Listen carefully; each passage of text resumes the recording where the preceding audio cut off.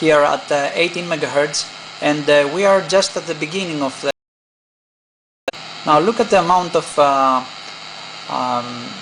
frequency pooling with fine frequency control.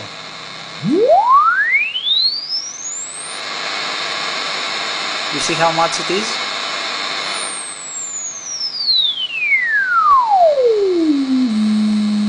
It's plus minus 6.2 kilohertz.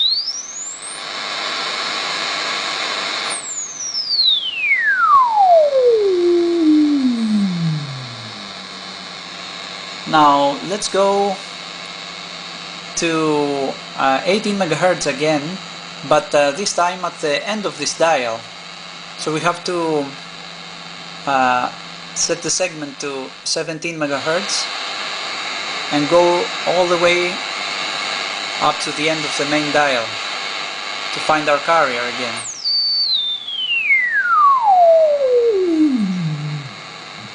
Now this is 0-bitted, and note now the amount of frequency pooling with this control.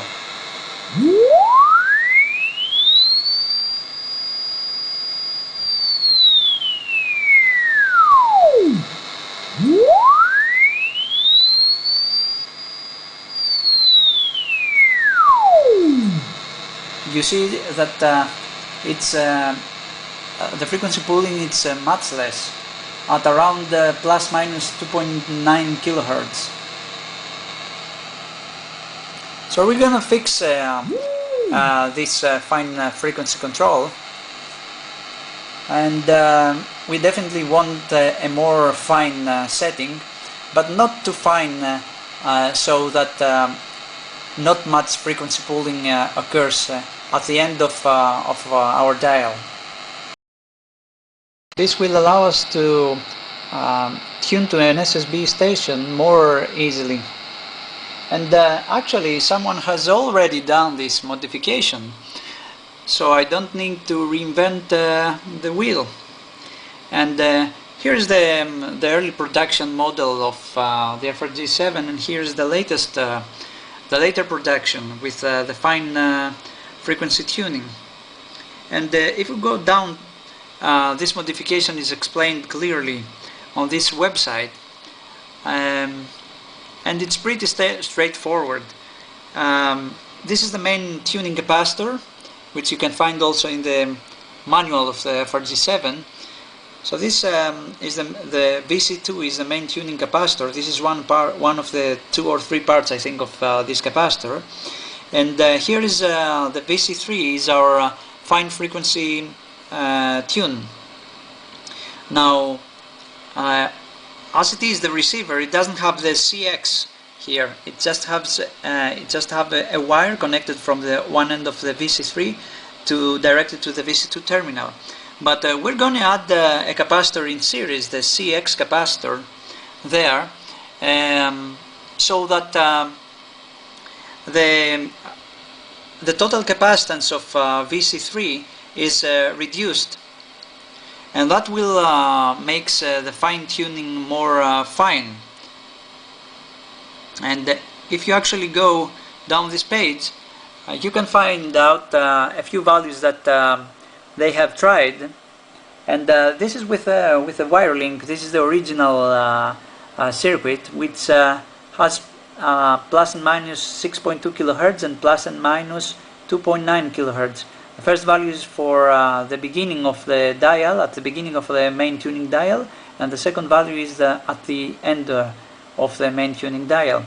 And depending on the CX, the capacitor that you will put in series with the fine tuning control capacitor, the VC3, you alter the total capacitance of the VC3, and we can actually calculate. So without the CX capacitor in place, the VC3 is about 5 picofarads according to the manual.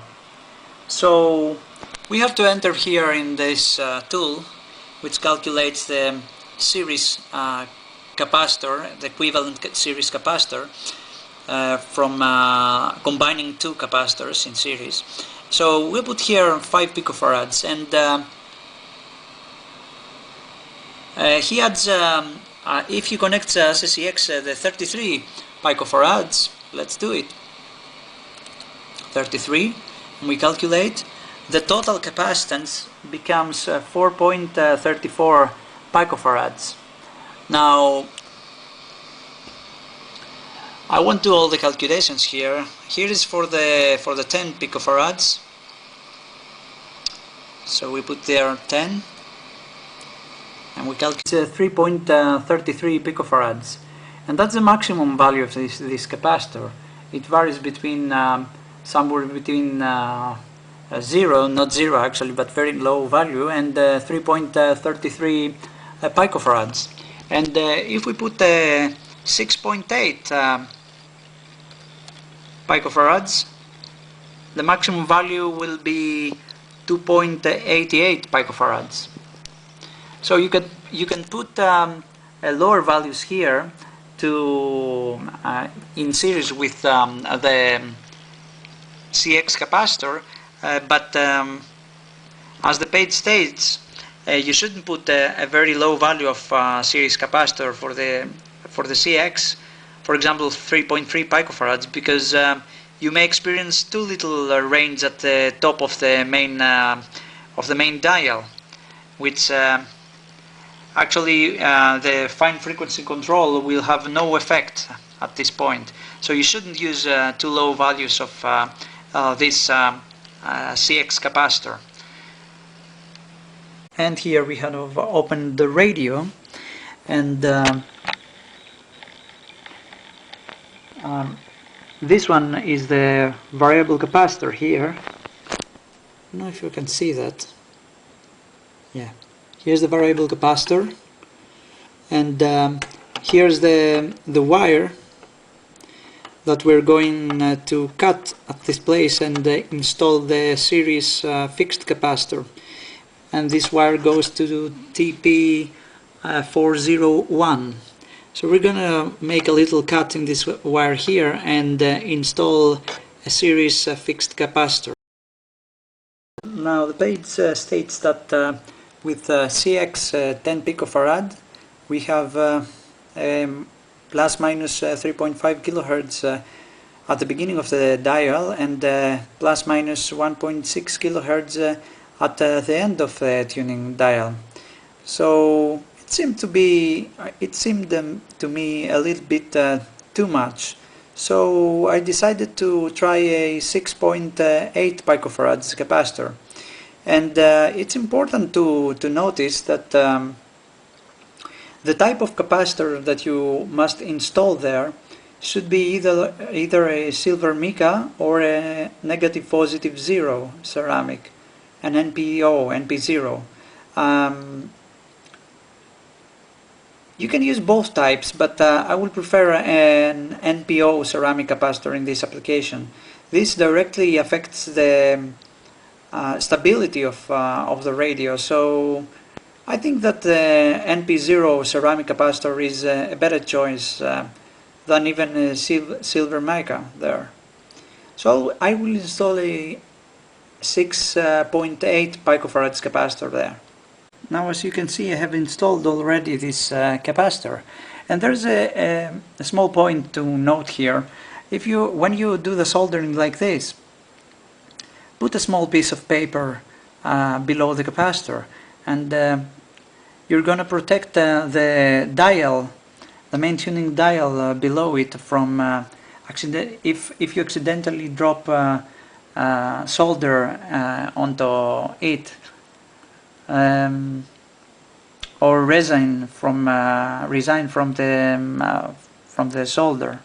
So put a small piece of paper to protect the dial while you do the capacitor soldering. So we are at 40 meters here, and let's see the result.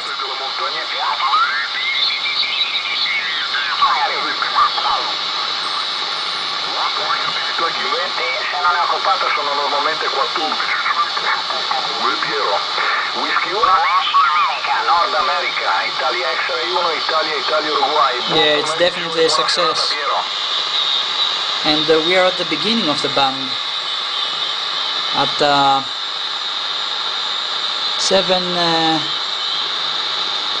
7150. Okay, ciao, bye bye. Calling Italy X-ray 1 India uniform. Yeah, it's not touchy at all. India United Security.